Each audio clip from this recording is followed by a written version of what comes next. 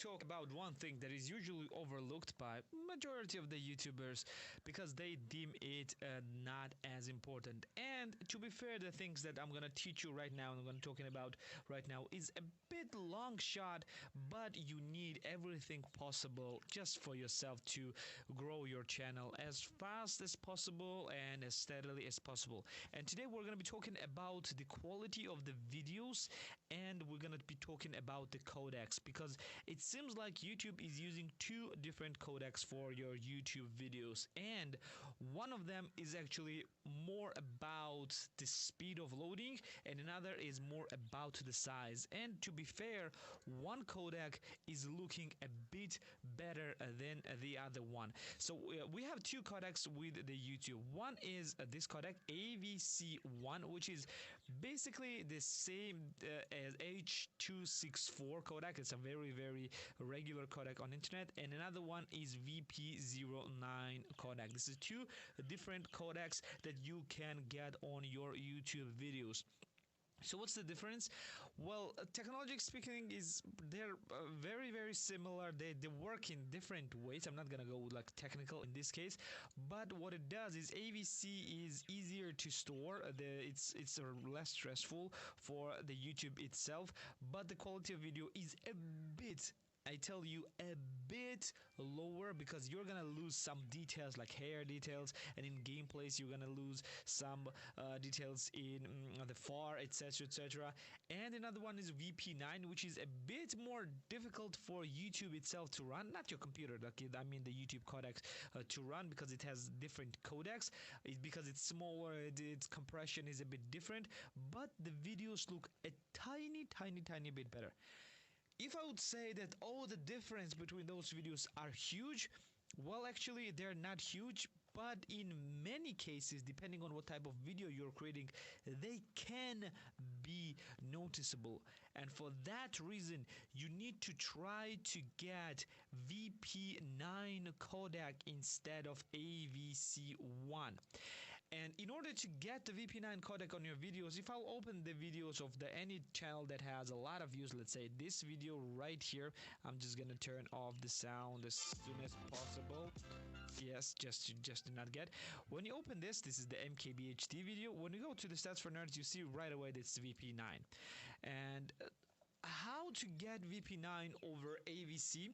First things first, the easiest way, not the easiest way, the most sure way to go with it is to have a larger channel. Like the channels which has a size of around 5k to like 2, 3, 5k subscribers, they usually get vp9. For example, one of my channels that has 5,000 subscribers is getting vp9 on practically all of the videos, unless I do not upload for a long time and then starting uploading. If I will do this way, I'm reverting to AVC1. So it's more like the views rather than just subscribers. So your channel has to get a lot of views in order to get vp09, or let's call it vp9 codec.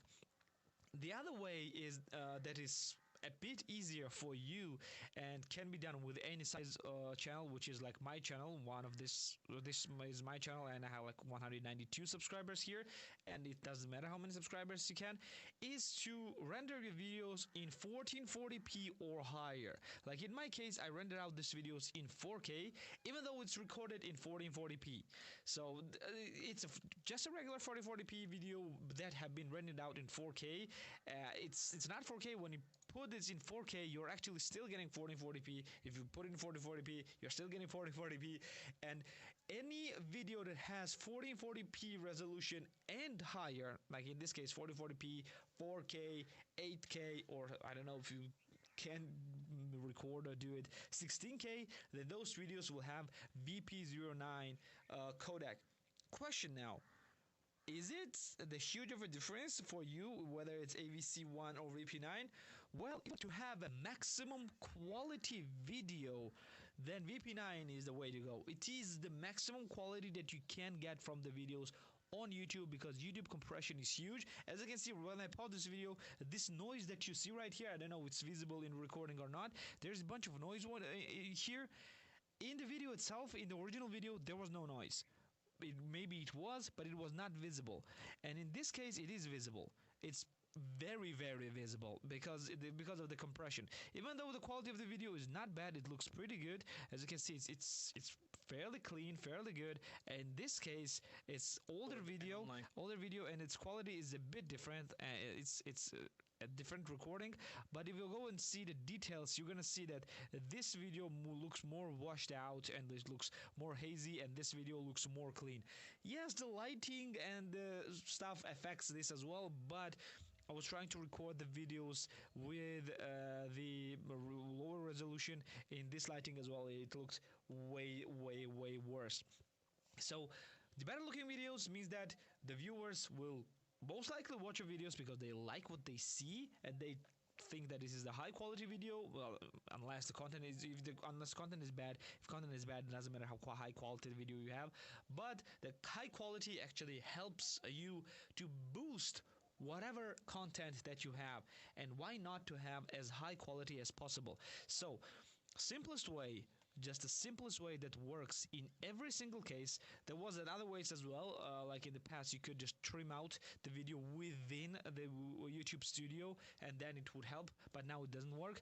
The only way that for sure works for now, at least in 2020, is to upload your videos in 1440p or higher, like 1440p or 2160p or 4K.